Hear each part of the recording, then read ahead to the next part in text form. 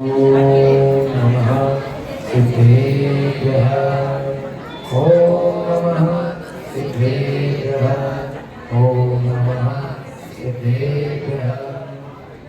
अरिहंतो को नमस्कार, श्री सिद्धों को नमस्कार, आचार्यों को नमस्कार, उपाचार्यों को नमस्कार। इस जग में जितने साधु गण हैं, उन सबको वंदन बार बार। गुरु भगवतों की तो नमस्कार, हरिशन पर्व को नमस्कार, इन तपस्वियों को नमस्कार, इन व्रतियों को नमस्कार। और इस जग में जितने जैन के भक्त है, वितरागी भक्त है, उनकी हो जय जय। उत्तम क्षमा मार्दव आजर भाव है, सत्य सोच संयम तप त्याग पाव। आंके चल ब्रह्मचर्य धर्म 10 साल है, चहुगति दुख ते काढ़े मोती करता। बोले आदि ब्रह्मा परमपिता परमेश्वर प्रथम जिनेश्वर मूलनाथ देवादिदेव श्री आदिनाथ भगवान की जय। बोले सोमकृष्ण निवारक वेदी पे विराजमान श्री चंद्र प्रभु भगवान की जय। बोले सदिग्रह रिष्ट निवारक मूल वेदी पे विराजमान श्री मुनीश्वरनाथ भगवान की जय। बोले चिंतामणि पार्श्वनाथ भगवान की जय। मेरे आराध्य प्रभु श्री शांतिनाथ भगवान की जय। बोले वर्तमान के शासन नायक महावीर भगवान की जय। अनेकांतमय राधसांग जिनवाणी माता की साहित्य चक्रवर्ती प्रथम आचार्य आचार्य शांति सागर जी गुरुदेव की जय। बोले परम पूज्य समाधि सम्राट गुरुवर आचार्य श्री अभिनंदन सागर जी गुरुदेव की जय। मेरे शिक्षा गुरु, मेरे भगवान, मेरे विधाता, मेरे भाग्य विधाता परम पूज्य वैज्ञानिक धर्माचार्य श्री कनकनंद जी गुरुदेव की जय। बोले 3 कम 9 करोड़ दिगंबर महामुनिराज की जय। 10 लक्षण परिषद पर्व की उत्तम सोच धर्म की धर्मात्मा। आज उत्तम सोच धर्म देखते देखते, भक्ति करते करते, पूजा करते करते, धर्मों को समझते समझते पहला दिन उत्तम समा, दूसरा दिन उत्तम मानव, तीसरा दिन उत्तम आर्जव और आज चौथा दिन उत्तम सोच। क्षमा मार्दव आर्जव सोच, ये हमारे मन को शुद्ध करता है। क्या करता है? मन को शुद्ध करता है। मन कैसे शुद्ध होता है? मन में क्या बुराइयां हैं? मन तो शरीर के अंदर रहता है, शरीर का अभिन्न अंग है मन। कहते तो है मन शरीर में रहता है, लेकिन वो भटकता है। कौन भटकता है? मन भटकता है। और किसको भटकाता है? शरीर को भटकाता है। फिर मन शरीर को भटकाता है, फिर विषयों की ओर लेके जाता है, फिर उस आत्मा के गुणों का गान करता है। जो आप कहते हो स्वभाव, क्या कहते हो? स्वभाव क्या है? मन का स्वभाव होता है क्या? मन का स्वभाव होता है? मन के भाव को स्वभाव नहीं कहते, आत्मा के भावों को स्वभाव कहते। बाकी जो संसार में विचरण कराए वो आपके विचार हो सकते हैं, इच्छाएं हो सकती है, लेकिन स्वभाव, आपको गुस्सा आए आप ये नहीं कह सकते कि ये मेरा स्वभाव है। यदि कह रहे हैं तो इसका मतलब आपको ज्ञान होता तो आप इस शब्द का प्रयोग, मेरी प्रवृत्ति ऐसी। रात को जाके चिंतन किया कि नहीं किया? मैं तमोगुण वाला हूँ, रजोगुण वाला हूँ कि सत्वगुण वाला हूँ? चिंतन किया, पता आपको चल गया होगा। बताने की जरूरत नहीं है, खुद को बता दो। आईने के सामने खड़े रहो, और बोलो आज पंडित जी ने मुझे बताया मैं हूं, ये बुराई मुझ में है। खुद से बात करना हो तो ऐसे ही करना, आईने के सामने खड़े हो जाना, खुद से बात करना। क्योंकि व्यक्ति दूसरों के चेहरे को तो देखता है लेकिन खुद के चेहरे को नहीं देखता। इसलिए आईना जो है सो दिखाता है, वो कभी झूठा सबसे अच्छा है। बातें करनी हो सब अपने आप से तो सामने आईना लगा दीजिए, फिर देख कर बात करिए, खूब करिए। गालियां देनी है खूब दीजिए, उसको ही दीजिए जो आईने में दिख रहा है। बुराई करनी है तो उसकी करिए जो सामने आईने में दिखे।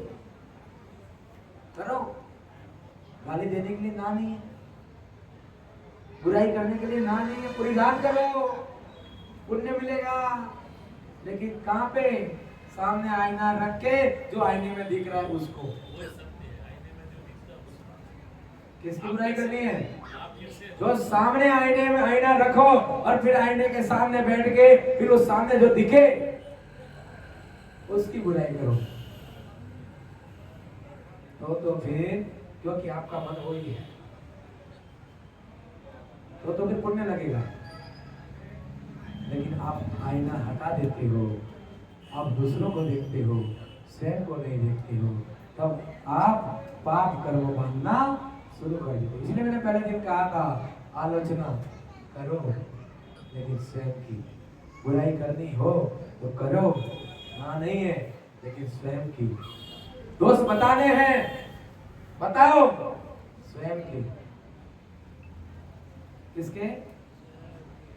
उससे क्या होगा? प्रायश्चित होगा। प्रतिक्रमण में क्या करते हैं? आलोचना पाठ में क्या करते हैं? सामायिक में क्या करते हैं? प्रत्याख्यान क्या है? यही प्रतिक्रमण जो पाप हुए वो मिथ्या हो, प्रत्याख्यान जो पाप होने वाले हो वो मिथ्या, वो ना हो। शब्द का फेर बदल समझने की आवश्यकता है। प्रतिक्रमण पूछो तो बता दोगे, लेकिन प्रत्याख्यान पूछो तो अभी मैंने महाव्रत पूछा तो बता दिया, अनुव्रत पूछा तो क्यों? क्योंकि शब्दों के फेर। जब आप तक बात को समझोगे नहीं तो वो जीवन में आपके लिए उपकारी बन नहीं सकती। कितना भी अध्ययन कर लो, जिनवाणी का करो, किसका भी करो, कितना ही प्रवचन सुन लो, उसको समझोगे नहीं। और बिना समझे उसको दिमाग में बैठा दिया तो सिर्फ दिमाग में बैठ सकता है, आत्मा में नहीं। और दिमाग में बैठा हो वो गलत ही राह दिखाए, क्योंकि ये मन कभी सही रास्ते लेके जाने वाला, क्योंकि इस मन के तो गुलाम हो। इसलिए मैंने कहा था तू इस मन का दास बन, इस मन को तू अपना दास बन। इसलिए कहा आज मान कसा है, उत्तम सभा को समझ के माफ करना, लेकिन उत्तम माधव कसा है, माधव में धर्म में मान कसा है। कौन सी? एक बार हनुमान जी ने क्या किया? लंका को जला दिया, और जलाने के बाद वो तो वापस चले गए। एक बार हनुमान जी पर्वत में बैठे थे, ध्यान में बैठे थे, और हनुमान जी के पीछे क्या है? मूछ। आपके पीछे है क्या? मूछ तो है, मूछ है। आदमी पूंछ और मूछ के पीछे पागल है सूर्य। आपके पूंछ नहीं है ऐसा मत समझना, आपकी पूछ मतलब लोग मुझको पूछे। आपके वाली वो वाली पूछ नहीं है तो क्या हो गया, लेकिन पूछ तो रहनी चाहिए ना। आप क्या सोचते हो लोग मुझे पूछे बिना कैसे कह दिया, मेरे पूछे बिना कैसे कर दिया? आपने मुझे बुलाने से पहले मीटिंग की होगी, भाई पंकज भाई को कॉल करें कि किसी और किया होगा नहीं, क्योंकि पूछना जरूरी है। पूछते नहीं तो ये पूछ ऐसी खेल खेलती कि कहीं ना कहीं विकल्प पैदा, कहीं ना कहीं विरोधाभास स्थिति। इसलिए पूछना जरूरी होता है। और कई लोग सिर्फ पूछ लो बस, वो आपके साथ है, लेकिन पूछो, और पूछना चाहिए। और लोग मुझ और पूछ, इस दो के पीछे पागल है कि नहीं है भाई राहुल भाई? तो क्या हुआ, जिस पूछ के कारण पूरी लंका जल गई, तो रावण ने देखा कि हनुमान अभी ध्यान में बैठा है। रावण के पास भी शक्ति नहीं, आया और उसने क्या किया, हनुमान जी की पूंछ पकड़ी और क्या करे, पूरी ताकत लगा दी। बता, मेरे को कैलाश पर्वत उठाने की शक्ति है मेरे में, तो फिर मैं पूंछ क्या है, अरे इस पूंछ ने मेरे इस लंका को, सोने की लंका को भस्म करके चला गया। और इस पूंछ के कारण तो क्या किया, पूंछ पकड़ी और जोर से खींची, क्या की, उखाड़ दूंगा इसको बिना पूंछ का कर दूंगा। हुआ क्या, हनुमान जी ने क्या किया, रावण पूंछ खींच रहा है, हनुमान जी देखा ये आया है बदला लेने के लिए, इसको भी सबक, ये मेरी पूंछ के पीछे पड़ा है। किसके पीछे पड़ा है, पूंछ के पीछे पड़ा है। हनुमान जी में भी ताकत थी, उन्होंने कहा जय श्री राम करके ऊपर उड़ गए, पवन पुत्र थे, उड़ गए। अब उड़ गए तो उसने तो पूंछ पकड़ के रखी थी, अब पूंछ पकड़ी तो रावण भी साथ साथ में लटका, लड़ता रहा हनुमान, तो ये जा रहे आकाश में और ऊपर। अब रावण फंस गया बेचारा, कहां में पूंछ के चक्कर में पड़ा, ना घर का रहा ना गांड का। पूंछ पकड़े रखो तो जान सलामत है, पूंछ छोड़ दो तो जाके उल्टे पर।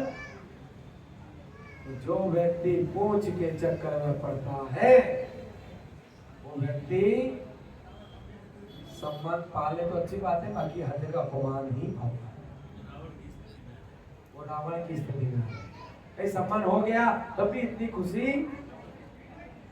आपको यदि सम्मान चाहिए तो आज एक टेक्निक बताता हूं, આપણે હું ટેકનિક વગર કે સમજ में આવે તમારે सम्मान જોઈએ કિલો તો લાંબો है, इज्जत જોઈએ ને, इज्जत જોઈએ तो सबसे बढ़िया काम करवानो, इज्जत आवानी। कोई आपकी इज्जत करे मेरी फिक्र नहीं करवानी, तो करतो बात क्या, हमारी इज्जत करवानी जरूरत नहीं है भाई, हमारी भगवान इज्जत करने तो आवड़े। लेकिन आज कोई भी हव काम करे मेरी इज्जत आवे नहीं करतो मैं तो जय न करी देने भाई वापसी કરી નાખો। इज्जत आलो छोड़ो न के, इज्जत मांगना नहीं, सम्मान मांगना नहीं, सम्मान की चाहत नहीं करना, सम्मान देने की चाहत रखना। यदि आप सम्मान चाहते हो तो सम्मान देने की चाहत रखो, आपका सम्मान स्वतः ही हो जाएगा। और सम्मान वो ही दे पाता है जो स्वयं सम्मानित होता है। दुनिया उसका सम्मान करती है जो सबका सम्मान करती है। और इसका एक फायदा है, फायदा क्या है, मैं यदि यहाँ पर आया, मेरा उदाहरण देता हूँ, किसी का नाम क्यों, मैं यहाँ पे आया और मुझे ये भाव लेके आया, मैं प्रदर्शन कराऊंगा, अच्छे से कराऊंगा, चतुर्दशी के दिन ये दीपक भाई, सुरेश भाई, यशवंत भाई सारे मिलके मेरा तिलक और साल ओढ़ा के फर्स्ट क्लास स्वागत करेंगे। क्या करके आया, मन में सम्मान की चाहत लेके आया। और यहाँ आकर मैं ना तो तपस्वियों की अनुमोदना कर रहा हूँ, ना आपका सम्मान कर रहा हूँ, ना इनका सम्मान कर रहा हूँ, ना रिस्पेक्ट दे रहा हूँ, ना अच्छा बोल रहा हूँ, आपके दिलों में जगह नहीं बना पा रहा हूँ, मेरा ऐसा व्यवहार नहीं है। और कहीं आपने या फिर भूले जाने अनजाने में मेरा तिलक करना भूल गए तो मैं यहाँ से पार्लाटी बार जाऊँ या भिवंडी जाऊँ, पूरे रास्ते मुझे नींद नहीं आने वाली। और पुल के प्रति क्या, इनको इतनी भी अक्ल नहीं थी, 10 दिन मैंने इतनी भक्ति कराई वो कराई, लेकिन एक तिलक करने में भी गए ये। और यदि तो क्या भाव बनते, बुरे भाव, और तिलक कर भी देते तो मुझे खुशी नहीं होती। क्यों, क्योंकि मैं चाहत लेके आया था और मुझे पता था पंडितों का तो सम्मान होता ही है, तो मेरा सम्मान कर दिया, ये उनका कर्तव्य था, खुशी नहीं होती। लेकिन मैं सम्मान की चाहत लेकर नहीं आया, तो मेरा सिर्फ उद्देश्य ये है मैं अच्छे से भक्ति करा सकूं और मैं भी इन भक्ति करते करते मैं भी इस भक्ति में सम्मिलित होकर मैं भी प्रभु की भक्ति के आनंद में रस लूं, मैं भी अपने आत्मा कल्याण के लिए आगे बढ़ूं। यदि ऐसा भाव लेके आया हूं तो फिर मुझे कोई दुख होगा नहीं। और आपने सम्मान कर लिया तो मेरे मन में क्या भाव आएंगे, यहाँ के लोग बहुत अच्छे हैं, कितना अच्छा सोचते हैं, कितना विद्वानों का सम्मान करते हैं, साधु संतों का करते हैं, तपस्वियों का करते हैं, जो दान करता है उनका भी करते हैं। क्या आनंद आता है नहीं आता है, उनके पास अच्छी भावना आ जाती है, दिल से जुड़ जाते हैं। अभी मैं अंदर बताया आज तक जितने लोग ये नए नए चेहरे, कितने चेहरे इसमें मतलब मेरे समाज के, अपने समाज के, लेकिन कई चेहरे ऐसे हैं जो अब दिल से जुड़ जाएंगे। अब तक तो कीर्ति भाई है ऐसा ही जानते थे, लेकिन अब कीर्ति भाई कैसे है वो अब पास में आए तो समझ में आए। अब मुझे भी अब समझ में आया सूरज जी कैसे, यशवंत जी कैसे, दीपक भाई कैसे, हमारे भी क्या नाम बोला, भरत भाई वगैरह कैसे, सामने से मैंने कहा कीर्ति भाई नहीं भाई मेरे पास है, मैंने पूरा मोबाइल ले जाओ सारे डाल दो काम करो। तो व्यक्ति स्वतः स्वेच्छा से, मैंने नहीं कहा, स्वेच्छा से उनको अच्छा कार्य करने की प्रेरणा दी, व्यक्ति स्वेच्छा से करना चाहिए। तो इसमें क्या होता है, अब उनके प्रति मेरा क्या हो गया, मन में अनुमोदना का भाव हो गया, मैंने तालियां भी बजवा दी, बजाई नहीं बजाई, सम्मान भी दे दिया और अभी रिकॉर्डिंग में भी दे दिया।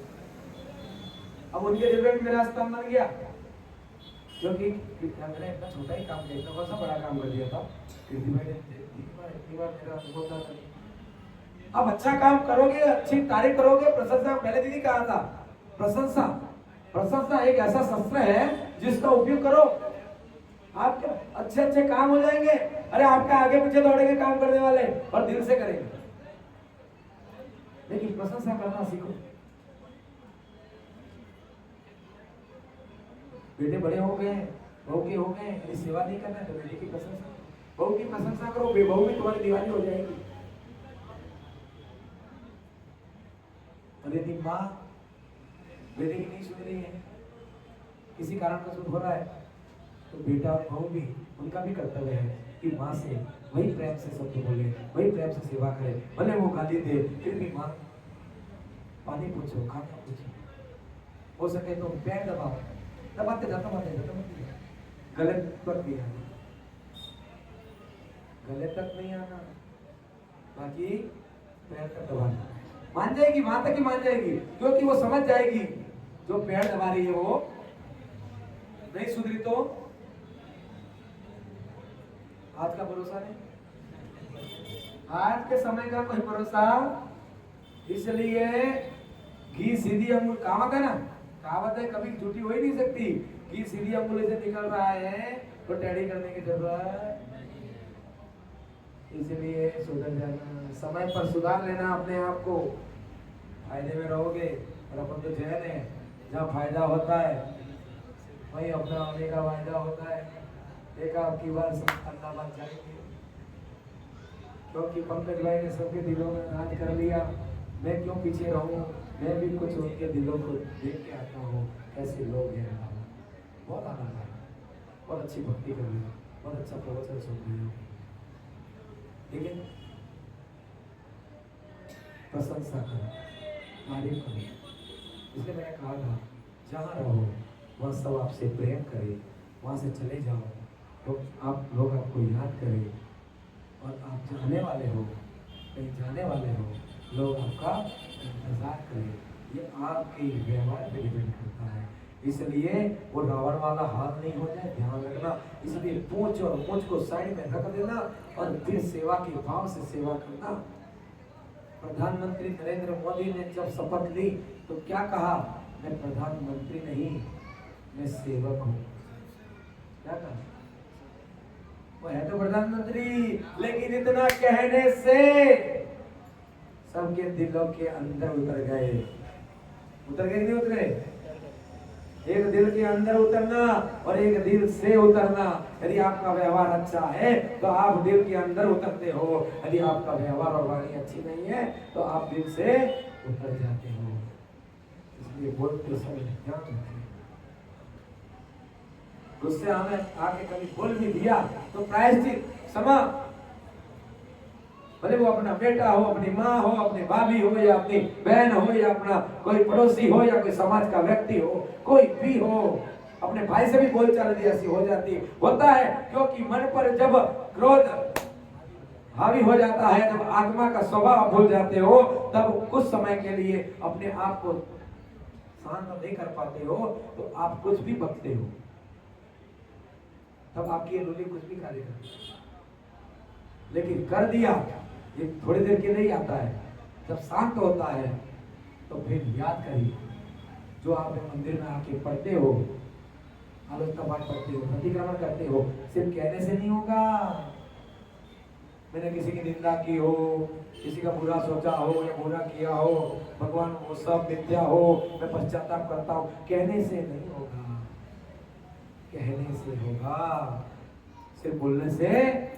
जिसके सामने गलती हुई है, हम इतने चालाक हैं, समावाणी पर्व तो बनाते हैं, लेकिन जैसे ही उत्तम राष्ट्र में समावाणी पर्व के दिन सबको क्या कहते हैं, स्वेच्छामि दुक्कड़म, अर्थात मुझे माफ करना, मेरे से कोई गलती हुई हो पूरे साल में।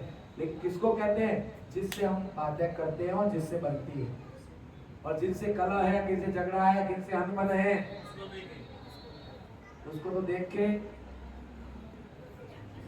क्योंकि हमारा धर्म क्या कह रहा है, जिससे बन रही है उससे कहने की जरूरत ही क्या है। ये माँ पे भी मायाचारी कर रहे हो, माँ पे भी छल का मत, तो आर्य धर्म का मतलब क्या है। कहो, वो कहे ना कहे, वो उसके पास है, क्योंकि मैंने कहानी बताई थी, उसके पास कचरा है तो वो कचरा देगा। आप बोलो उसको, जय जिनेन्द्र मिच्छामि दुक्कड़म, उससे कोई गलती हो तो भैया माफ करना, भैया माफ करना, मैं तेरा ही बेटा हूँ, मुझसे गलती हुई हो, मैं तेरा ही खून हूँ, मुझे माफ करना।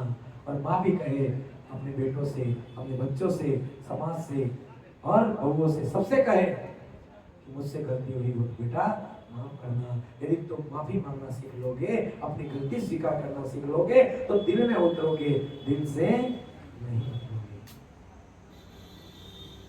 तो आपको क्या करना है, दिल में उतरना है या दिल से उतरना है।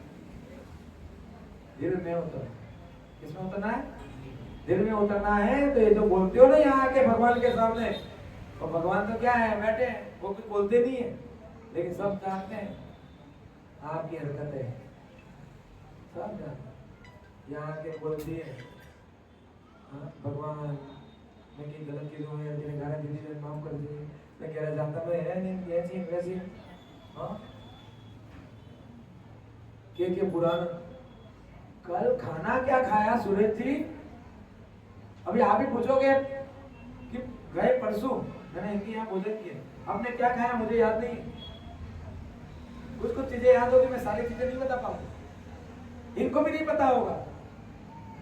व्यक्ति भूल जाता है, 1 दिन या 2 दिन, 3 दिन, 4 दिन, ज्यादा याद है पक्की हो तो 7 दिन, अच्छी बातें याद नहीं आती, लेकिन कोई बुरी बात गुस्से में कहीं हो गई हो नहीं। कहने का मतलब है, जब 2 दिन पहले हमने क्या खाया था वो हमें याद नहीं रहता है, तो 2 दिन पहले किसी से कुछ कहा होगा या किसी ने कुछ कहा होगा, तो उसे याद करने की आवश्यकता क्या है।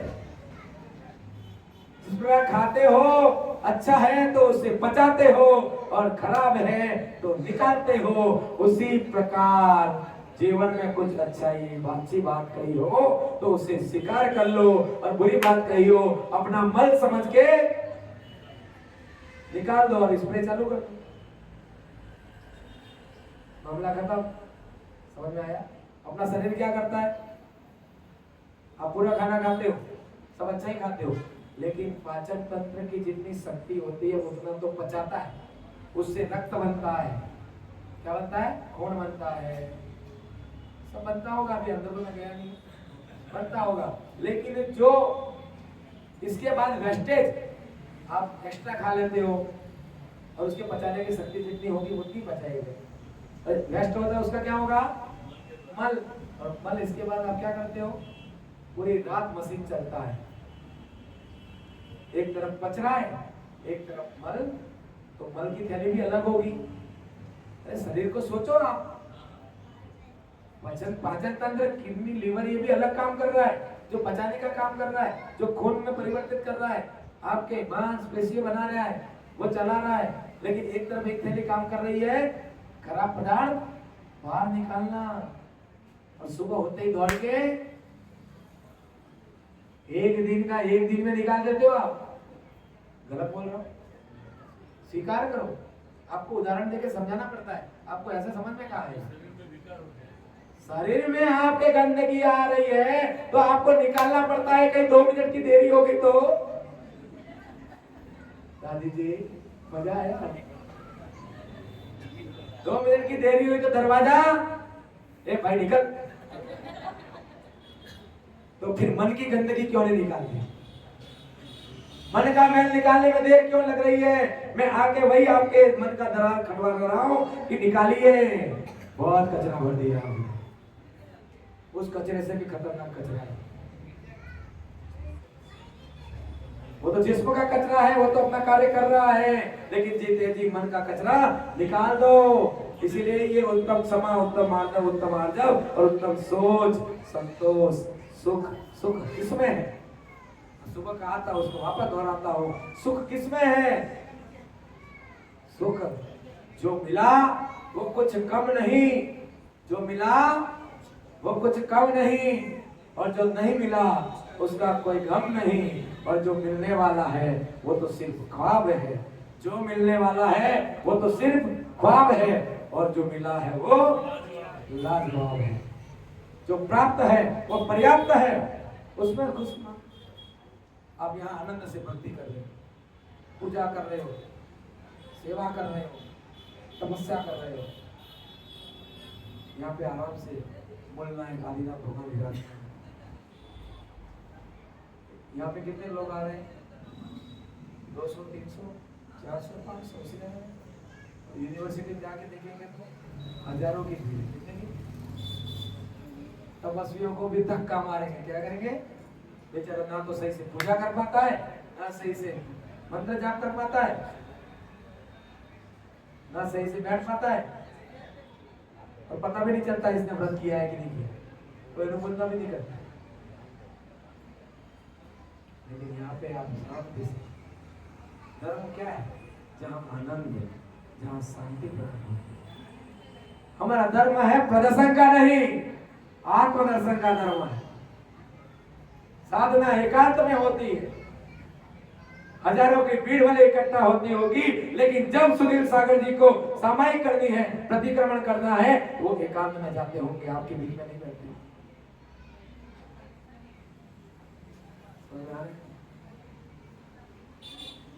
क्योंकि एकांत चाहिए, मन एकाग्र हो, अपने आप को समेटो, चिंतन करो। चिंतन करने से अनेक रत्न अंतर है वो प्रकट होते हैं। वो रत्न त्रय विधि, संयम, दर्शन, ज्ञान, चारित्र की कौन प्रकट? ये धर्म समझ आया? भीड़ में भेड़ चलते हैं, भीड़ में भेड़ चलते हैं, शेर अकेला चलता है। समझ आया? भीड़ भाड़ वाला धर्म नहीं करना, प्रदर्शन वाला धर्म नहीं करना। साधना की है, पूजा होनी चाहिए, भक्ति होनी चाहिए, अंतरंग में आपके पश्चाताप होना चाहिए। हे भगवान, मैंने क्या कर्म किए पहले, या फिर पूर्व आगे मेरे से कोई दोष ना हो जाए, ऐसे भाव करके भगवान के सामने आपने मंत्र जाप कर लिया, आपने सही भगवंत को यहाँ से बैठ के नमस्कार कर दिया। और जहाँ कभी कोई सेवा करने के लिए नहीं हो, पहले जाना चाहिए, लेकिन धक्के खाने के लिए नहीं जाना चाहिए। सही बोल रहा हूँ गलत? कल हमारे बीच में एक तपस्वी ने पूछा, मैं जाऊं क्या? मैंने बोला मैं क्यों ना बोलूं, जाओ, वहां पे साक्षात जीवंत भगवान बैठे हुए, मुनि मुद्रा बैठी हुई, जाइए। लेकिन एक बात का ध्यान रखिए, पहले एक दिन रहना। यदि वहां पर धक्के लगे, साधना में सही से ना जाप कर पाए, ना पूजा कर पाए, ना चिंतन कर पाए, तो सीधे सीधे नरोड़ा वापस आ जाए। इसी जगह में क्या कहता? सही है गलत का? सही कहा ना? गलत तो नहीं कहा, मैंने अंतराय भी नहीं की कि मत जाओ, जाओ। लेकिन यदि कहीं आपको साधना में, आपकी तपस्या में कहीं वीडियो उत्पन्न हो जाए, ऐसी स्थिति बने, सीधे सीधे आ जाना यहाँ पे, आए शांति आओ। गड़बड़ी में मैंने सुबह एक प्रश्न पूछा, सचित्त, अचित्त और मिश्र पूजा क्या है? अब मैं आपको सुनूंगा 1 मिनट के 2 मिनट का समय, फटाफट बताना। आज तक आपने सचित्त पूजा, अचित्त पूजा और मिश्र पूजा के बारे में गुरुओं से भी सुना होगा, खुद ने भी समझा होगा, तो क्या समझा? सचित्त पूजा क्या समझा, अचित्त पूजा क्या, मिश्र पूजा क्या, बताइए। बताओ, आप बताओ। हाँ, आप तो पाठशाला पढ़ते हो, आता होगा। और कौन? जो समझते हो बताओ ना, सही गलत की बात नहीं है, मैं बताऊंगा जो मेरे गुरु ने बताया है, माँ जिनवाणी के आगम द्वारा, वो मैं बताऊंगा, टेंशन मत लो। लेकिन आप क्या समझते थे, ये जानना जरूरी है। सचित्त पूजा किसे कहते हैं? सचित्त पूजा नहीं, अरे पूजा तो आत्मा के साथ ही होती है, नित्य पूजा ही होती है। लेकिन सचित्त पूजा किसे कहते हैं? आप जो पूजा कर रहे हो उस पूजा को क्या कहेंगे?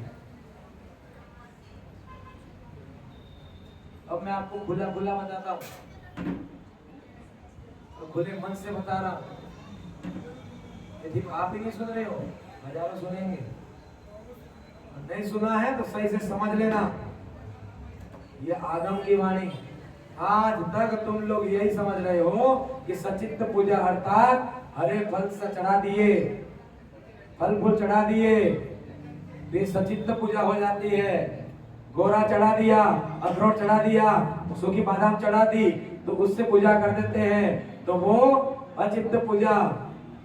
और दोनों से कर लिया तो ये मिश्र पूजा। 80 से 90% लोग यही समझते हैं। ईमानदारी से भगवान के सामने बैठे हो, जो अभी तक यही मान रहे थे, हाथ ऊंचा कर दो चुपचाप, स्वीकार करो। 1 2 करिए, स्वीकार करो, भगवान के सामने बैठे हो। 1 2 5 6 सही। मतलब आपको ये किसी ने बताया, और आपको क्या हुआ, पत्तियों पे पानी डाला, जड़ में नहीं डाला, और आपने इस बात पे चिंतन। इसका मतलब क्या, हमारे पूर्वाचार्य करते आ रहे थे, पाप कर रहे थे क्या? नहीं, मैं भी चिंतन किया। माँ जिनवाणी में लिखा है तो क्या गलत लिखा होगा क्या? जब सच्चा गुरु मिलते हैं तो फिर सच्चा ज्ञान मिलता है, ध्यान रखना। अब बताता हूं मैं सचित्त और अचित्त पूजा और मिश्र पूजा पर यह प्रश्न मैंने गुरुदेव के सामने उठाया, और गुरुदेव ने इस पे कविता लिखी थी। वो कविता मेरे पास कहीं निकली, तो कविता भी सुनाऊंगा क्या लिखा था, लेकिन मैं उसका भावार्थ बता देता हूँ। सचित्त पूजा, अचित्त पूजा और मिश्र पूजा द्रव्य की अपेक्षा कुछ भी नहीं है। द्रव्य से कोई लेना देना नहीं है, आपसे भी कोई लेना देना नहीं है, आपसे भी लेना देना नहीं है, आत्मशुद्धि से भी लेना देना नहीं है। अभी भी गलत हो नहीं। भगवान के शरीर की पूजा करना अचित्त पूजा। किसके? अब अभिषेक करते हो, अभिषेक अचित्त पूजा में आता है। अचित्त पूजा का अंग है अभिषेक। हाँ, ये जो कर रहे हो ना आप, किससे भी करो, दूध से करो, दही से करो, जल से, कुछ भी करो, वो द्रव्य तो द्रव्य ही है, उससे कोई लेना देना नहीं है। वो तो 8 द्रव्य लिख दिए, अब सूखे ने गीले ये आप कर रहे हो। माँ जिनवाणी ने नहीं किया क्या? बताओ ये जिनवाणी, मुझे इस पे श्रद्धा है, इसलिए सीना ठोक के बोल रहा हूँ कि इसमें कहीं लिखा है तो बताओ मुझे। सचित्त पूजा हरे फल नहीं चढ़ाना चाहिए, अचित्त पूजा उसमें सूखे फल ही चढ़ाने चाहिए, मिश्र पूजा उसमें दोनों चढ़ाने चाहिए। उससे द्रव्यों से कोई लेना देना। शरीर भगवान हरिहंत प्रभु का शरीर है कि नहीं? शरीर का आप मार्जन करते हो कि नहीं करते हो, अभिषेक करते हो कि नहीं करते हो, शांति दाना कर रहे हो कि नहीं कर रहे हो? उसका मतलब क्या है? आप शरीर की पूजा कर रहे हो ना, अरिहंत भगवान के शरीर की पूजा कर रहे हो, ये अचिंत पूजा है। और फिर इसके बाद पूजा करने बैठते हो और भगवान का गुणगान शुरू कर देते हो, स्तुति शुरू कर देते हो, पूजा शुरू करते हो ना, वो सचिंत पूजा है। क्या है? क्योंकि गुण सचिंत होते हैं। नित्य पूजा तो अपन लोग जो रोज पूजा करते हैं उसको नित्य पूजा करते हैं ऐसे, लेकिन ये पूजा के भेद है, चीज सचिंत पूजा, अचिंत पूजा और मिश्र पूजा। तो भगवान के शरीर की पूजा करना अचिंत पूजा, क्योंकि इसमें चित्त है क्या शरीर में? नहीं, आत्मा, परमात्मा के जो भाव, जो गुण, तो जब उस गुणों की स्तुति की जाती है तब जब भगवान को कहते हैं परम ब्रह्मणे अनंत आनंद ज्ञान शक्ति अष्टादश दोष सहिताय सचद्वारे सिद्ध गुण सहिताय अरिहंत परमेश्वर नमः, तब उस समय सचिंत कार्य चल रहा है। अब उसमें आप नारियल रखो, घोड़ा रखो, बादाम रखो, उससे कोई लेना देना नहीं है। समझ में आ रहा है? जब भगवान की आप पूजा करने बैठते हो तो गुणों का वंदन करते हो, आप उस समय शरीर की थोड़ी पूजा कर रहे हो, आप भगवान के गुणों की पूजा करते हो, उस समय सचित्त पूजा चालू हो जाती है। समझ में आ गया? शरीर की पूजा, भगवान के शरीर की पूजा, अरिहंत भगवान के शरीर की पूजा, और आप सिद्धों की जब पूजा करते हो, सिद्ध चक्र विधान कर रहे हो, ये सब क्या है? सचित्त पूजा है। लेकिन उसमें भी आप अभिषेक कर रहे हो, अचित्त पूजा। अर्थात दोनों पूजा साथ में होती है, उसको बोलते हैं मिश्र पूजा। कौन सी? तो हम अभिषेक कर रहे हैं उस समय अचित्त पूजा, और फिर हम द्रव्य लेके बैठते हैं और भगवान के गुणों का गुणगान करके अर्घ्य चढ़ाते हैं, वो सचित्त पूजा।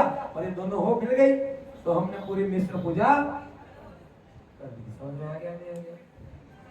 तो अचित्त पूजा, सचित्त पूजा, मिश्र पूजा भगवान के अपेक्षा है, द्रव्यों के अपेक्षा। ये आप बड़े से बड़े आचार्य को जाकर पूछ नहीं ना, वो भी यदि गलत बोले तो फिर उनको कह देना मुझे आगम से प्रमाण बता दे, मैं स्वीकार करूं। क्योंकि आजकल क्या हो गया, पत्तियों पे जल डालना शुरू कर दिया आपके दिमाग में। अरे जिस ज्ञान से आपके अंतरंग में भाव प्रफुल्लित नहीं होने लगे, भाव आह्लादित नहीं होने लगे, तो वो क्रिया करने से कोई फायदा। आप भगवान का अभिषेक करने आ रहे हो, लेकिन भगवान का अभिषेक करते हुए आपके मन में दुकान चल रही है, व्यापार चल रहा है, झगड़े चल रहे हैं, कलह चल रहा है, ऑफिस जाना है, ये यदि मन में भाव आप जल धारा देते समय लगा रहे हो तो फिर आपको कोई फल मिलना नहीं है। और भगवान पर धारा करते समय यदि अंतरंग से एकदम आह्लादित होकर और एकदम भगवान का नाम स्मरण करते हुए, मंत्रों का जाप करते हुए, उस समय सारे मन, पूरा मन एकाग्र हो जाता है। हमारी आंखें, हमारी इंद्रियां, रसना इंद्री क्या करती है? मंत्र बोलती है, और चक्षु इंद्री भगवान को निहारती है, कर्ण इंद्री उसी मंत्रों को सुनती है, और हमारा ये शरीर, ये स्पर्श इंद्री शुद्ध वस्त्र पहनकर और भगवान का कलशा, जल का कलशा लेकर, शिरोदधि का कलशा लेकर, पंचामृत का कलशा लेकर भगवान की प्रतिमा पर पास पहुंचता है। और कौन सी इंद्री बच गई? घ्राण। यहाँ पर सुगंधित धूप हो, यहाँ पर सुगंधमय वातावरण हो, और भगवान के ऊपर अभिषेक कर रहे हो, तब ऐसे भाव बनने चाहिए। तो वो भाव आपको भव से पार लगाते हैं। लेकिन अभिषेक करते समय आपके भाव किससे कर रहे हो? कई भगवान को केसर चार पैरों पे लगाते लगाते शरीर पे नहीं लगाते, इतना ध्यान रखते हैं वो। इसका मतलब आपको वो जो भाव बनने चाहिए वो नहीं बनते हैं, और सामने वाले के बन भी रहे हो तो उसको उलझा देते हैं। केसर यहाँ नहीं लगा, पुष्प यहाँ नहीं, यही लगा। बेचारा वो भक्ति कहाँ से करेगा? उसके मन में डाल रहे हो तुम, तो भावों से कहाँ कर पाएगा? और धर्म हमारा कहता है कि जब तक तुम्हारे में से भाव नहीं बने, यदि गुरु को आहार देने के भाव नहीं बने और जबरदस्ती आप आहार देने जाओगे तो क्या आहार देने के भाव बनते हैं? मन होता है क्या? आप भावों से जाते हैं, और जिनके भाव बनते हैं वो हजारों किलोमीटर दूर से आकर जैसी तैसी व्यवस्था में रहकर स्वयं चौका लगाकर वही स्वामी नमोस्तु नमोस्तु नमोस्तु इतने भावों के साथ करता है। और यदि पड़गान हो जाए तो ऐसे भाव से अश्रु बहने लगते हैं, तब आपके कर्म की निर्जरा होने लगती है। ये धर्म है, ये जैन दर्शन का शाश्वत स्वरूप है। मेरे गुरुदेव ये कहते हैं कोई भी क्रिया करो, लेकिन उस क्रिया में यदि आपके भाव नहीं जुड़े हैं तो आपको कोई फल मिलने वाला नहीं। लेकिन आज क्या करेंगे आप? आज दर्द है, मैं इसलिए बार बार कहता हूं, छान लो, पानी पीजिए छान के, पानी पीजिए छान के, पानी पीजिए छान के, और गुरु कीजिए जान के। वैसे तो दिगंबर मुद्राधारी, पीछे कमंडलधारी सभी दिगंबर मेरे गुरु हैं, उनकी सेवा करना मेरा कर्तव्य है। लेकिन सच्चा ज्ञान मिले तो उसे ग्रहण करो, नहीं तो एक कान से सुनो दूसरे कान से निकालो। ज्ञान विकार लेने की आवश्यकता, जिस ज्ञान से आपका कल्याण नहीं होने वाला हो, जिस ज्ञान से आपके मन में सारे विकार भर दिए जाते हो, जहां भाव नहीं बनते हो, तो इतना बड़ा मंदिर बनाने से क्या फायदा? इतने बड़े बड़े तीर्थ बना दिए, और तीर्थ बनाने के बाद आपने लोगों के मन में विकार भर दिए। अपना राज अस्तित्व स्थापित करने के लिए लोगों को भड़का दिया। आज हम हैं तो मुट्ठी पर, लेकिन सब बढ़ गए। कोई 13पन के नाम से जा रहा है, कोई 20पन के नाम से जा रहा है, कोई कांजीपन के नाम से जा रहा है। अब कांजीपन को देखो, कितने महान लोग हैं।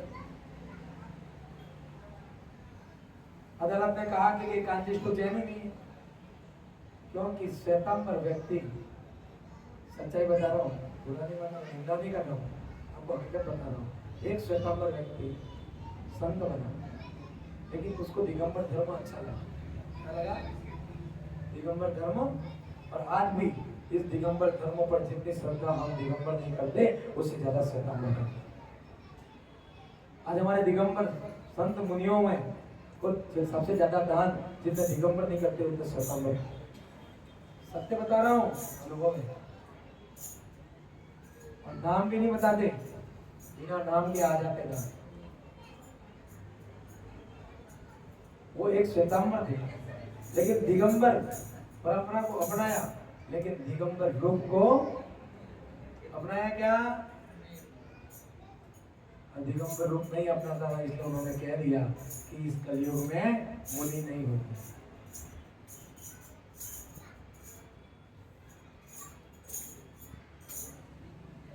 कलयुग में मोक्ष नहीं है, इस पंचम काल में मोक्ष नहीं है, मुनि नहीं बन सकते।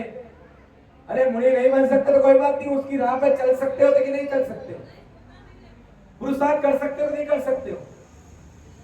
आपको रोटी बनाने नहीं आती है, लेकिन आपने कभी देखा हो कि मम्मी रोज थाली में आटा लेती थी, नमक डालती थी, पानी डालती थी, और फिर थोड़ा तेल भी डालती थी और भूनती थी, और फिर वो आटा तैयार हो जाता था। कभी ऐसी स्थिति आ गई तो आप आटा बांधने बैठोगे नहीं बैठोगे?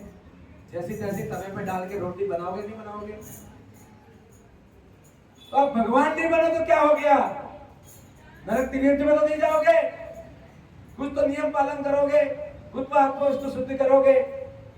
लेकिन तुमने मुनियों को ठुकरा दिया, दिगंबर मुद्रा को ठुकरा दिया।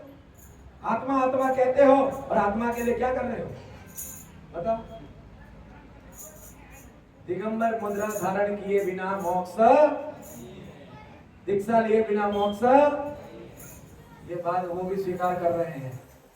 लेकिन फिर भी आज हमारे धर्म पर कई विकृतियां पैदा हो रही है, लोग भ्रमित हो रहे हैं।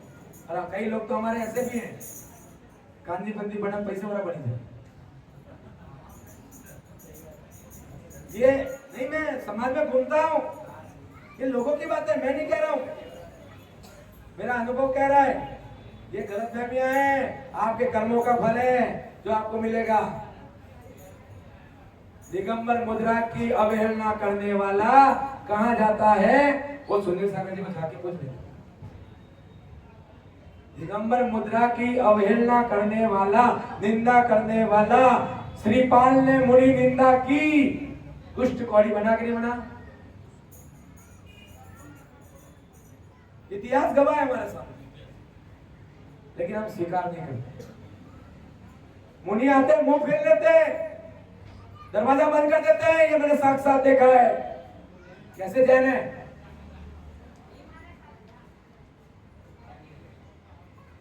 आपको पाषाण की प्रतिमा भगवान नजर आ रही है और साक्षात आ जाए, दरवाजे बंद कर रहे हो, आप जैन हो? मैंने तो प्रत्यक्ष देखा है भैया।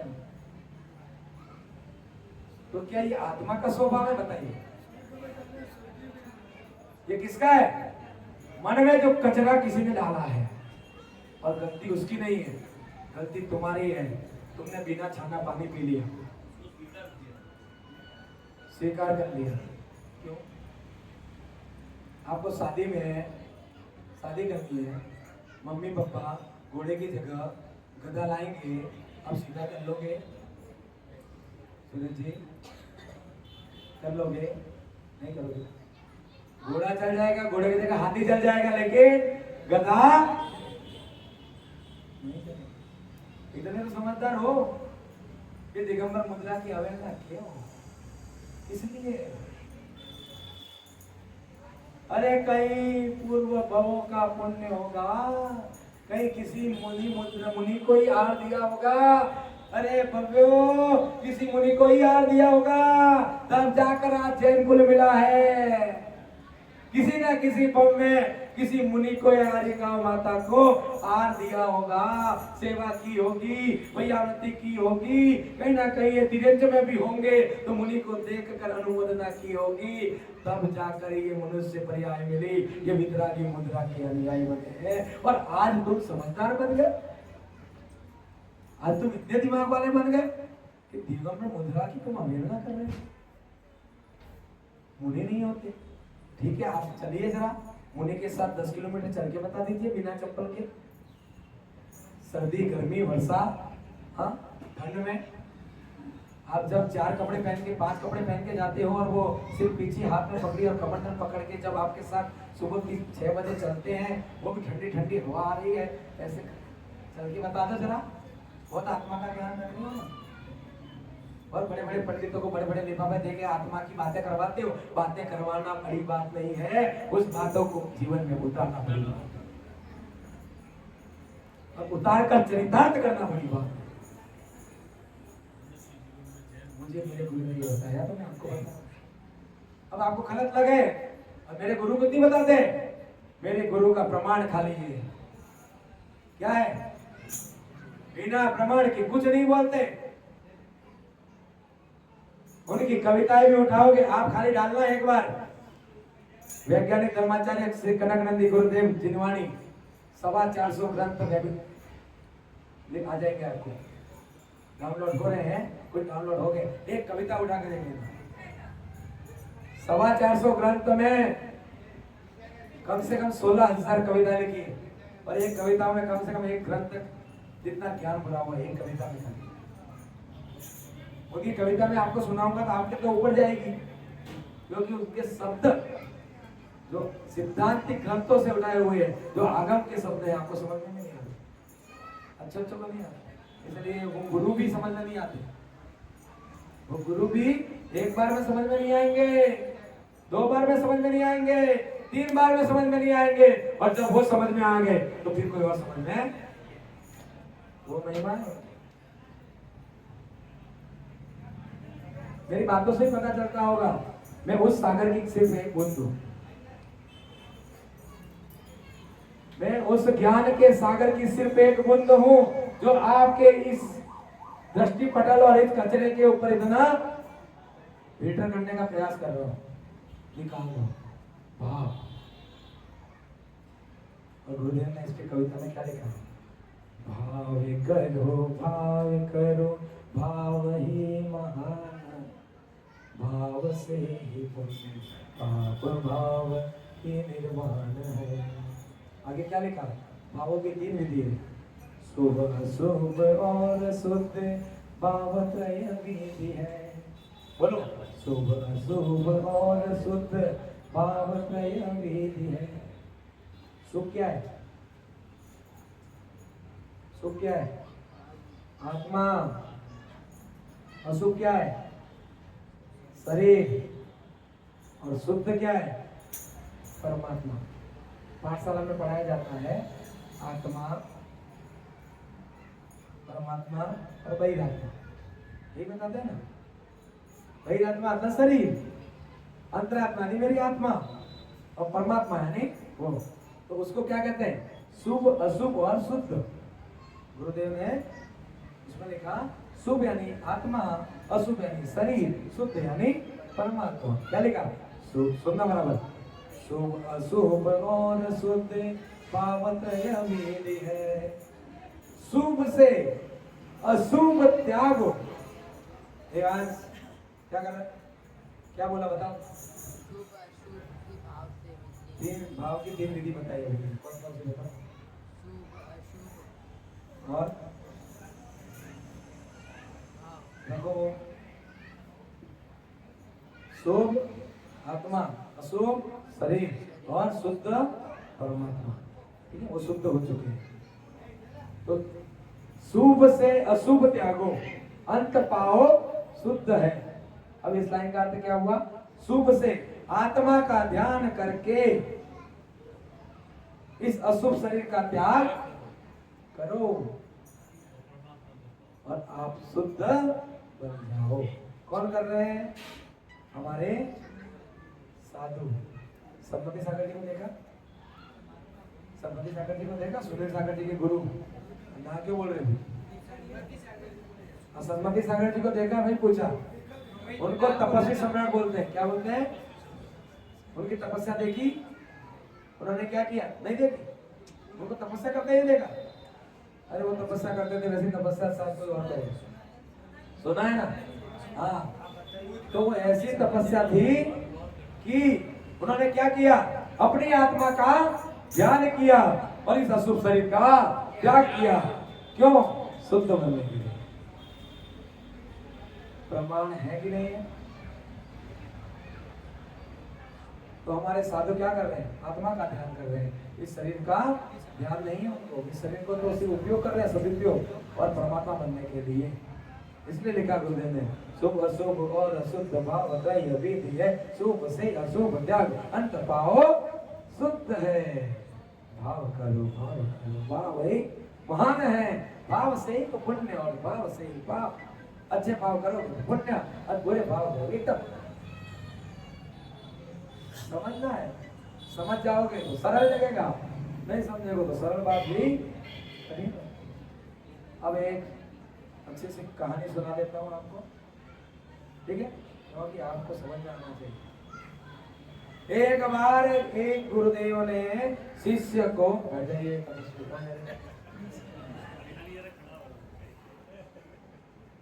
आपने ऐसा क्या पाप किया? दंड नहीं देंगे हम आपको खड़ा रहने का। बैठ जाइए। ये बहुत अच्छी बातें हैं, बहुत अच्छी कहानी। सुनोगे, समझोगे, ठीक है?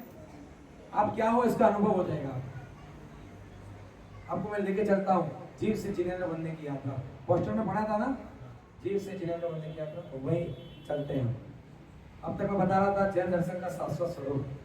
समझे तो समझे, नहीं समझे तो फिर समझ जा। फिर जैन गुरु मिले तो ना, समझ गए तो मिल भी सकता है, नहीं तो। और सुनो, एक गुरुदेव ने शिष्य को परीक्षा ली। रोज पढ़ रहा था, आश्रम में पढ़ रहा था, पढ़ते 2 साल 4 साल हो गए। अब बोलते गुरु शिष्य योग्य हुआ कि नहीं, परीक्षा लेनी पड़ती है। गुरुदेव ने क्या किया? चारा आता ना, चारा, घास, घास एक ही है, खाई है, एक ही है खाई, लेकिन किसी ना किसी भाव में ना नहीं बोल सकते हैं।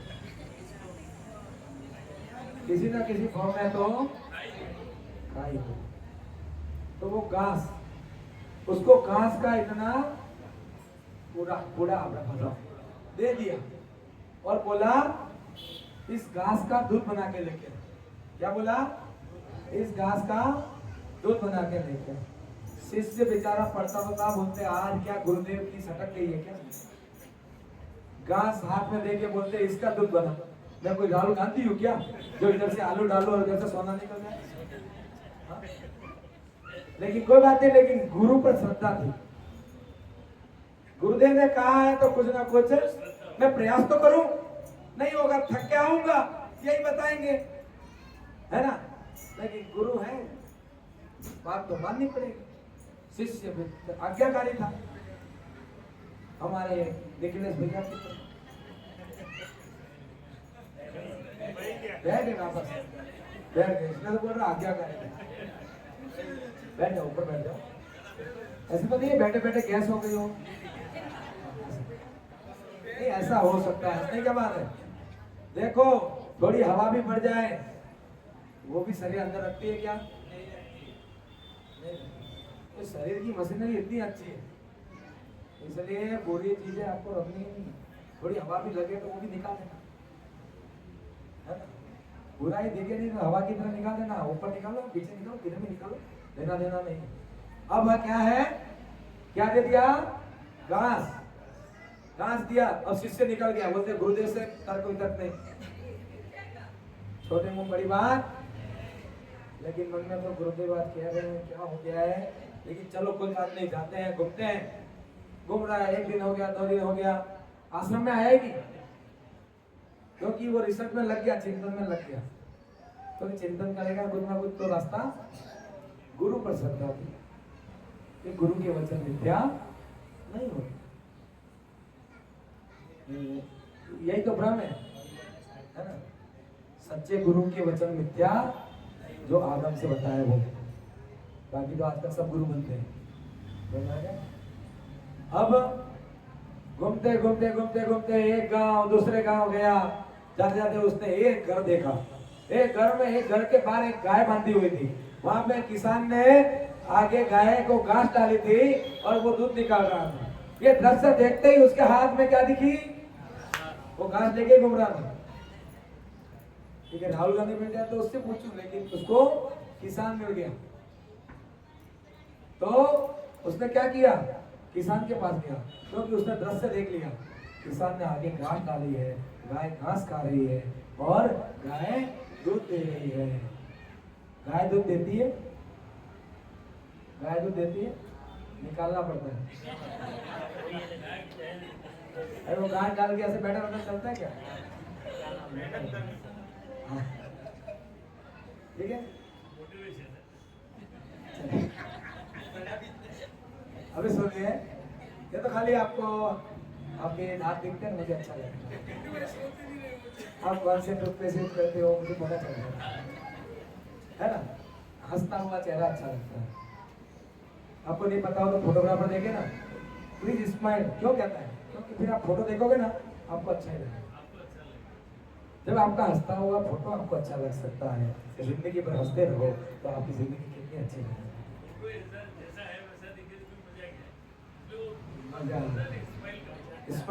हंसते हुए अच्छे लगते हैं, और हंसते हुए जिंदगी बीते तो अच्छा लगता है। इसलिए आप कपिल शर्मा के शो ज्यादा देखते होंगे, तारक मेहता के उल्टे चश्मा ज्यादा देखते हो।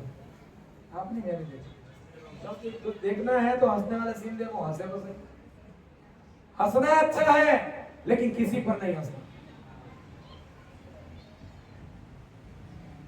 हंसना अच्छी बात है, लेकिन किसी पर हंसना अच्छी बात। स्वयं के बारे में बोल के हंसाओ चलेगा, क्योंकि आप स्वयं अपना स्वयं की कर रहे हो ना, चल जाए। किसी दूसरे के ऊपर नहीं करना, नहीं तो हंसते हंसते कभी रोते नजर आ जाओगे।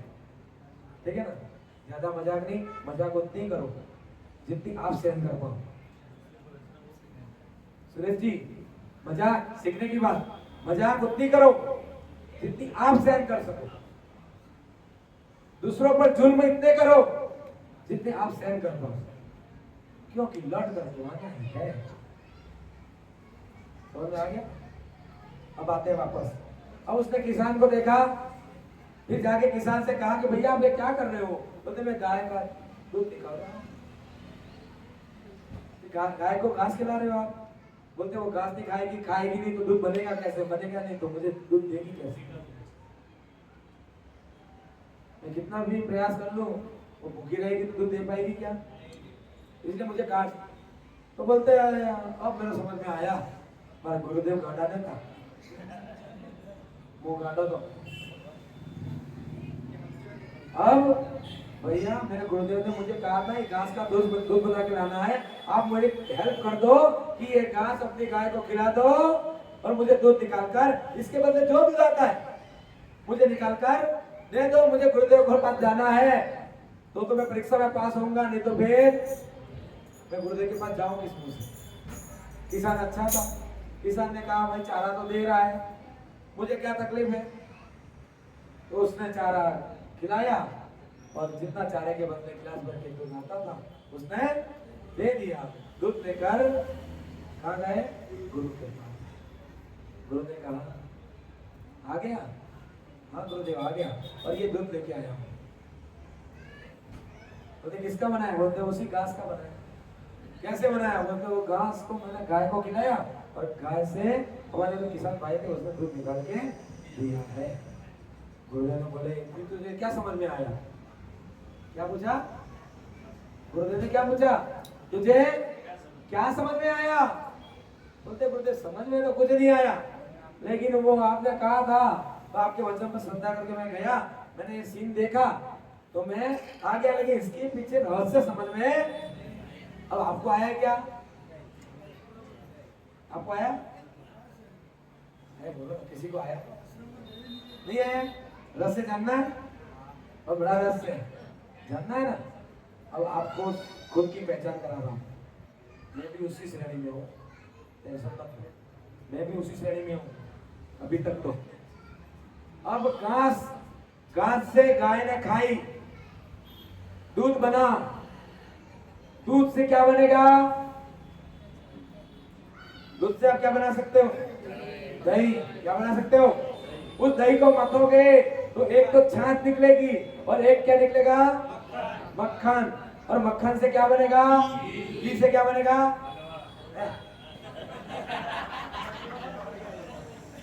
अरे वो घी का, उसमें घी में कोई दूसरी चीज नहीं मिलानी है, बोल रहे अब घी से वापस दही बनेगा, मक्खन बनेगा, छाछ बनेगी, दूध बनेगा, गाय बनेगी, घास बनेगी। तो घी शुद्ध है,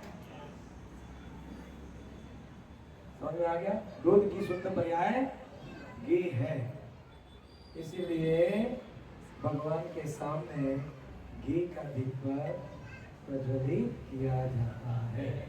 यदि आपको कोई पूछे घी का दीपक क्यों, क्योंकि घी शुद्ध अवस्था है और हमारे भगवान भी सिद्ध अवस्था में है, क्योंकि भगवान भी सिद्ध से वापस ना आर्यत बनने वाले हैं, ना आचार्य बनने वाले, ना उपाध्याय बनने वाले हैं। उसी प्रकार ये ऐसा द्रव्य है जो ना वापस घी से दूध बनेगा, ना मक्खन बनेगा, ना समझ में आ गया।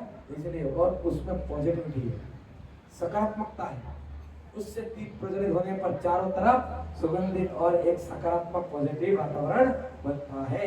इसलिए भगवान के सामने, सिद्ध के सामने घी से दीपक करते हैं। हाँ, ये चीज मैंने अभी वो ये इसका विषय नहीं था, लेकिन ये बीच में आ रहा है तो आपको साफ कर दिया, क्लियर कर दिया। अब आपको कोई पूछे घी से क्यों दीपक करते हो तो आप क्या बताते, हरा करे अटामी गरम, लेकिन आपने इतनी बार बता दी कि दूध की शुद्ध अवस्था घी है, और घी जिस प्रकार हमारे भगवान वापस सिद्ध से अरिहंत नहीं बनते, आचार्य नहीं बनते, उसी प्रकार घी भी वापस ना मक्खन बनता है, ना दूध बनता है, ना दही बनता है। इसलिए भगवान के सामने घी से दिया प्रज्वलित करते हैं। अब ये टॉपिक को साइड में रख देते हैं, वापस आते हैं। आप बोलोगे अभी घास भी, घास किसने खाई, गाय से क्या निकला, दूध से क्या हुआ, दही से क्या हुआ, छाछ, और फिर मक्खन, एक छाछ निकल गई और एक मक्खन, और मक्खन से क्या बना, घी। उसी प्रकार हम, अब समझने वाली बात आ रही है, इसको बराबर सुनना, हम उस घास के समान है। जब तक धर्म रूपी गाय इस घास का सेवन नहीं करेगी, तब तक हम दूध नहीं बन पाएंगे। आचार्य श्री सागर जी को पहचानते हो? उनका नाम था सुगंध भैया। क्या नाम था? सुगंध भैया। माड़वा के थे। वासुपति आचार्य वासुपति सागर जी की सेवा की, भैया उन्नति की, उनका परिणाम देख लीजिए आज आचार्य है कि नहीं? और बहुत ज्ञान बहुत है, ज्ञान भी जबरदस्त है उनका। आचार्य श्री सागर जी के कुछ पढ़ना है, भोजन चालीसा उठा के पढ़ लेना, आपकी बुक सारी चली जाएगी, ज्ञान कौन है।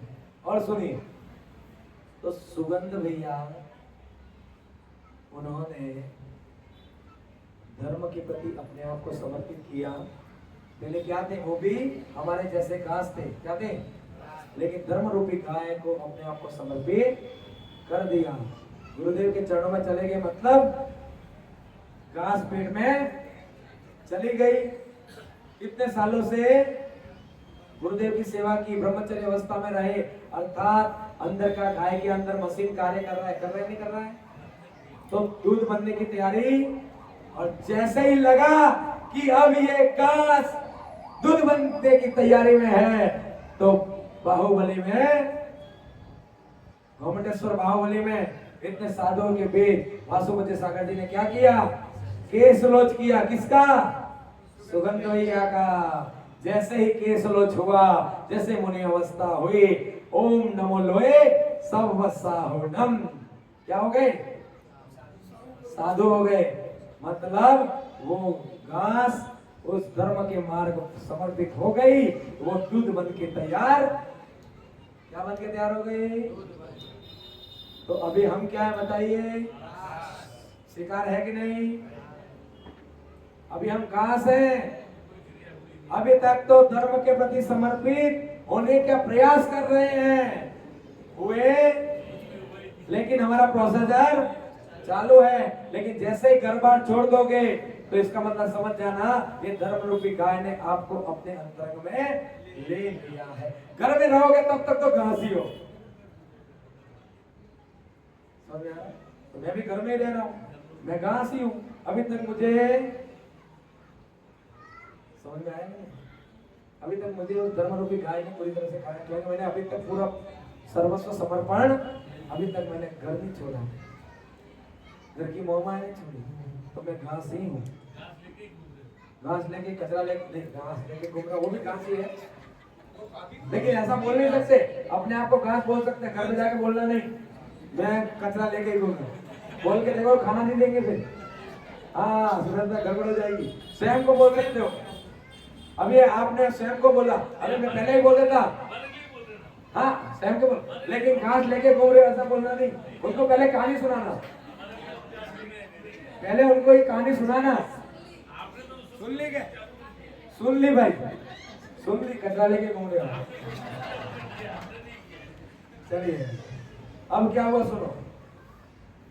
घास हंसना अच्छा है, आपकी बत्ती से दिख गई, मुझे एनर्जी मिलती है, ठीक है। अब जैसे ही सुगंध भैया ने क्या किया, अपने आप को गुरु के समर्पित कर दिया, गाय ने घास खा ली, साधु बन गए, दूध बन गए, धीरे धीरे पाठन अध्ययन करते रहे, दूध से दही बने, और दही से फिर उनको और मथा जाता है, तो फिर उपाध्याय से क्या बनेंगे? छाछ, आचार्य, और फिर जैसे ज्ञान प्रकट हो जाए, समझ आया? तो मक्खन अरिहंत प्रभु, और मक्खन से फिर केवल आठों कर्म नाश करके आप सिद्ध बनने से आपको कोई रोक नहीं सकता। इसलिए पहले आपको घास से दूध बनने का प्रोसीजर करो, फिर आगे का आगे द्वार खुलता जाएगा। इसलिए अब हम क्या हैं? घास। और जब तक देव शास्त्र गुरु के चरणों में ये सांसारिक मोह माया छोड़कर सर्वस्व समर्पण करके इनके चरणों में अर्पण नहीं कर दे, तब तक घास ही बन के रहें, इस भाव भाव में भटकते ही रहेंगे, क्योंकि दीक्षा के बिना मोक्ष।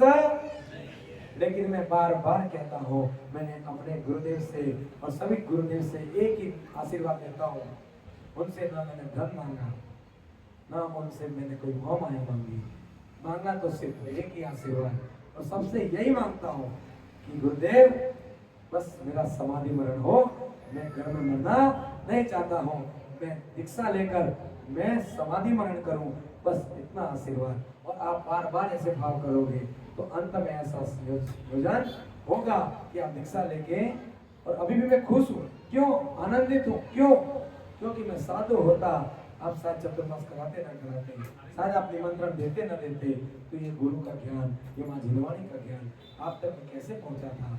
ठीक है, मैं पंडित हूँ, मैं गृहस्थी हूँ, आप मुझे बुला तो रहे हो, और दूसरों पंडितों से कुछ तो मैं अलग हूँ, वो सब कुछ है, मैं कुछ भी नहीं। वो पंडित किताबें पढ़े हैं, क्या पढ़े, पुस्तकें पढ़े, मैंने पुस्तकें नहीं पढ़ी, मैंने परमात्मा को पढ़ा। मैं वो पंडित हूँ, ढाई पोथी पढ़ पढ़ जग मुआ, पंडित भया न कोई, ढाई आखर आत्मा के पढ़े सो पंडित होए। मैं वो पंडित हूँ, मैं किताबी कीड़े वाला पंडित, मैं आपके माइंड में कचरा भरने वाला पंडित, आपको विकारों में उलझाने वाला पंडित, आपके भावों को उजागर करने वाला पंडित, आपको भगवान से जोड़ने वाला पंडित हूँ, आपको एक दूसरे से जोड़ने वाला पंडित हूँ। मैं आपको दिल से प्रभु की भक्ति कैसे होती है, वो भक्ति भक्त को भगवान कैसे बनाती है, मैं वो पंडित हूँ। मैं वो महान पढ़ा लिखा पंडित नहीं हूँ। मैं कहीं जयपुर कॉलेज में नहीं पढ़ा, मैंने कहीं सांगार पढ़ा हूँ, मैं कहीं पढ़ा हुआ नहीं हूँ। मेरे महानुभवों, मैंने सिर्फ एक जगह पढ़ा है, वो है विश्वविद्यालय। विश्वविद्यालय चलती फिरती वैज्ञानिक धर्माचार्य श्री कनक नंदी गुरुदेव विश्वविद्यालय। सिर्फ मुझे कोई पूछता है, मैं उस विश्वविद्यालय का नाम बताता हूँ, और वो नाम ऐसा है, विद्वान कहते हैं काम करो ऐसा कि नाम हो जाए, और नाम करो ऐसा कि काम हो जाए। आज मैंने आपको जितनी बातें बताई है, करे कोई खंडित, यदि इस बातों का खंडन हो रहा है, वो मेरा खंडन नहीं है, माँ जिनवाणी का खंडन करके बताओ, गुरुदेव की बातों का खंडन करके बताओ, तो डंके रिचौड़ वाली बातें हैं। समझ गया, उस सहज सरल हो जाए संतोष रूपी गुण। ये मनुष्य की खोपड़ी, ये बिन पीने की लोटी है, बिन पीने की बाल्टी है। जिस प्रकार बाल्टी में पेंदा नहीं होता है, तो उसे बावड़ी में कितनी बार भी डालो, जैसे भरेगा तो सही, भरेगा भरेगा, लेकिन जैसे ही ऊपर खींचो खाली हो जाएगा। जितनी बातें कही है, चिंतन करना, नहीं समझ में आए YouTube पे जाना, कान दोनों कान में ब्लूटूथ लगाना और शांति से फिर सुनना, चिंतन करना, मनन करना, अच्छा लगे तो जीवन में उतारना, और अपने दिमाग में कचरा हो तो निकाल लेना, कहीं से भी निकालने के लिए 9 द्वार है। कितने कितने 9 द्वार है, कहीं से भी निकालो, मेरा क्या है, लेकिन निकालो।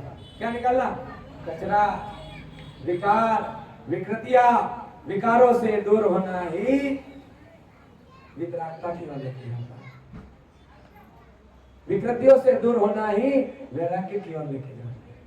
और हम अभी क्या है, रागी। अभी हम क्या है, रागी। क्या बनना है, वैरागी। और वैरागी से क्या बनोगे, वितरागी। इससे अलावा कोई मार्ग नहीं है। समझ में आ गया।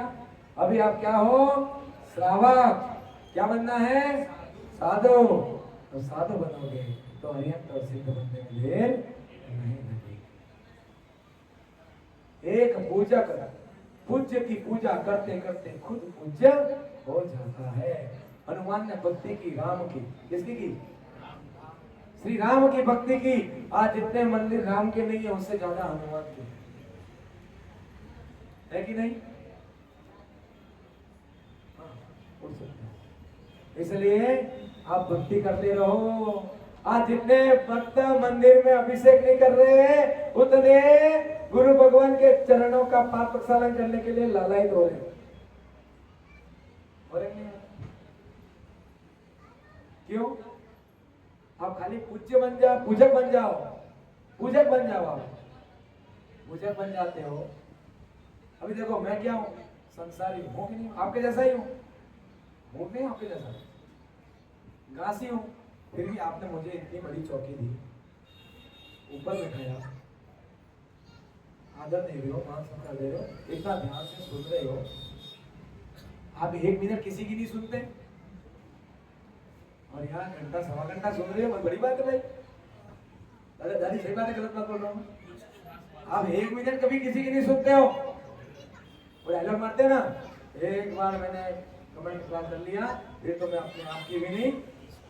तो आप तो फिर किसी की सुनते नहीं हो, लेकिन अभी सुन रहे हो, इसका मतलब आपके अंतरंग में धर्म है।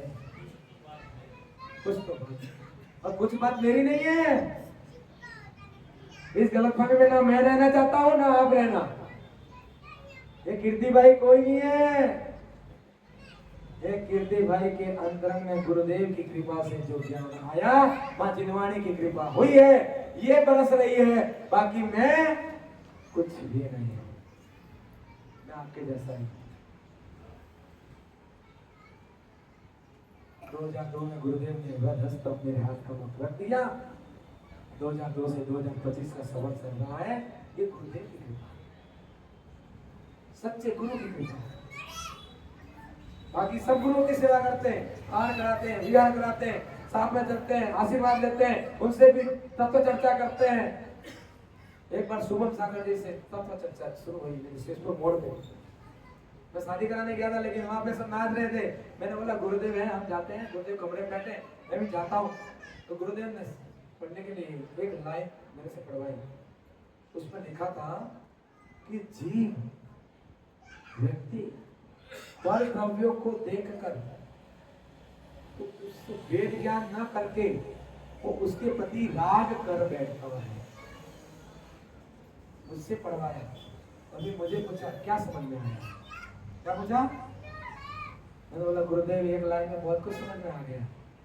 मैंने बोला व्यक्ति पर द्रव्य देखता है, अपनी आत्मा के अलावा तो कोई द्रव्य अपना है नहीं। अपने शरीर को देखता है, अपने रंग रूप को देखता है, तो इसका भेद ज्ञान नहीं कर रहा है कि ये भी मेरा नहीं है। फिर भी उसके प्रति राग प्रेम। मोबाइल देख लिया, अच्छा लग गया, ले लिया। अब इसको देख के जानना कि इसका सदुपयोग हो तो ठीक है, लेकिन इसके पीछे इतने पागल मत हो जाओ कि आप दूसरा सारा कार्य छोड़ दीजिए। अभी इसका सदुपयोग हो रहा है, क्यों? क्योंकि मां जिनवाणी या आगम की वाणी जन जन तक पहुंचे, इसलिए इसका सदुपयोग है। और आप भीड़ देखते रहोगे, क्या होगा? सदुपयोग करो, इसमें गुरुओं की वाणी आती है, सब गुरुओं को सुनो, कहीं ना कहीं जो अच्छा मिले उसको ग्रहण करो, और जो नहीं समझ में आए, समझ में आ रहा है? मशीन है, चलता है। अब 3 चीजें मैं शब्द बोल रहा हूँ, इसको समझ लेना, इसका अर्थ आपको पूछ रहा हूँ, नहीं समझ में आया तो मैं बता दूं। राग, द्वेष, मोह, बार बार कहते हो ना, राग द्वेष मोह नहीं करना चाहिए, राग द्वेष मोह नहीं करना चाहिए। इसका अर्थ क्या है और बताइए? राग क्या है, द्वेष क्या है, मोह क्या है? बता, जो समझ में आया बताओ। अब तक क्या समझ रहे हो? मतलब राग के बाद रुको, बोले राग नहीं करना चाहिए, राग का मतलब क्या?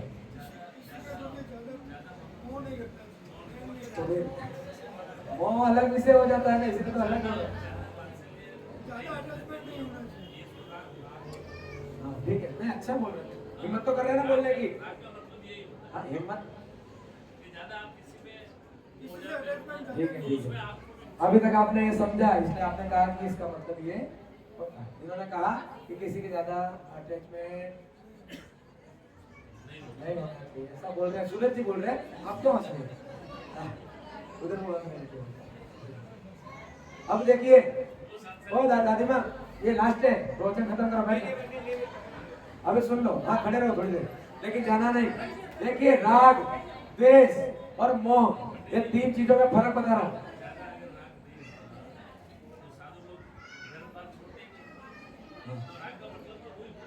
तो अब मैं भी बता रहा हूँ, आपका भी सही है ना, तो बोल रहा हूँ मैं, आपका अभी तक सही है, और मेरा सुनने के बाद आपको और चिंतन करना और कुछ अच्छा समझ में आ जाए।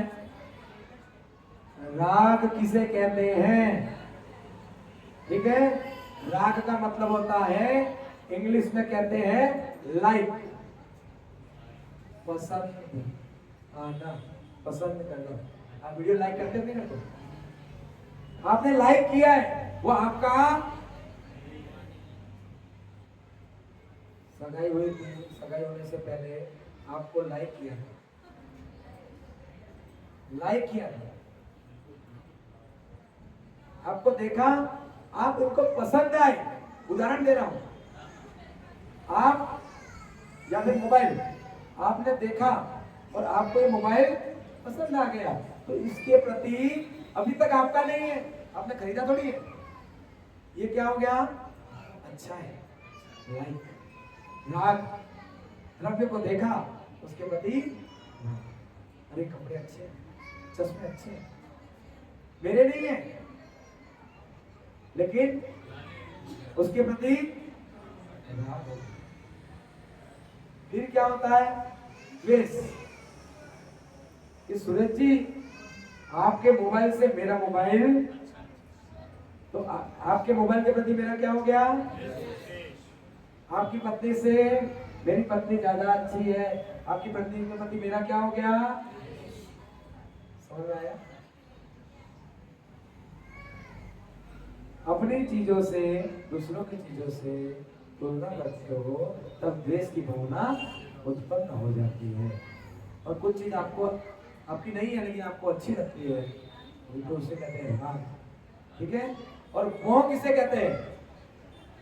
देखा, पसंद आया, सगाई की, मंगलसूत्र डाला, इसके बाद ये पत्नी, सुरेश जी ने क्या कहा? ये पत्नी मेरी है। अब कोई माइकलाल बोल के बता दे, ये भी नहीं बोलेंगे हमारी है, क्या बोलेंगे? ये मेरी है, वो मोह है। क्या है? मेरे आत्मा के अलावा मेरा, अरे बेटा मेरा है, बेटी मेरी है, ये संपत्ति मेरी है, ये कार मेरी है, ये गाड़ी मेरी है, ये मेरी है, ये कहना मोह है। ये संसार में मोह नहीं करना, मोह करना है भगवान से करो। भगवान तो नहीं कहते हो, ये भगवान का घर है, मंदिर है, क्या कहते हो? मंदिर हमारा है। क्या कहते हो? मंदिर हमारा है। इसका मतलब आपने क्या कर दिया? इसके प्रति जिम्मेदारियों को बांट दिया। एक बार कह के देखो मंदिर मेरा है, उसके प्रति आपकी जिम्मेदारियां आपको समझ में आने लगेगी। समझ में आ रहा है कि नहीं आ रहा है? लास्ट सूर्य जी ने कह पत्नी मेरी है। अब इनके खान पान, रहन सहन, सजावट, मेकअप, सब पैकअप, इसकी जिम्मेदारी खर्चा कौन उठा रहा है? इनके मालिक बने तो उठाएंगे नहीं उठाएंगे? एक बार कह देंगे ये मंदिर मेरा है, तो इसके प्रति कभी हर पल जो जरूरत पड़ती है तो दौड़ के कौन आएगा? यदि मेरा है ऐसा कहोगे तो भगवान से कहो कि ये मंदिर मेरा है, क्योंकि मंदिर इस भगवान के समोसरण का प्रतीक है। क्या है? मंदिर समोसरण का प्रतीक है। ये समोसरण मेरा है, ये मंदिर मेरा है, ये कोई अभिमान नहीं है। मेरा कहने का मतलब है आपका उनके प्रति पूर्ण रूप से जिम्मेदारी है। उसका कुछ भी हुआ तो सबसे ज्यादा चिंता आपको होगी, है कि नहीं? ये मेरा बेटा है, बेटे को बुखार भी आ जाए आप तड़प उठते हो, पड़ोसी थोड़ी उठता है। सही बोल रहा, गलत बोल रहा? आपको तड़प होती है, क्यों? क्योंकि आपका उसके प्रति मोह। तो मोह कर दो, लेकिन व्यवहार दुनिया में नहीं, भगवान से करो। भगवान मेरे हैं तो फिर उनकी भक्ति करने का मन करेगा।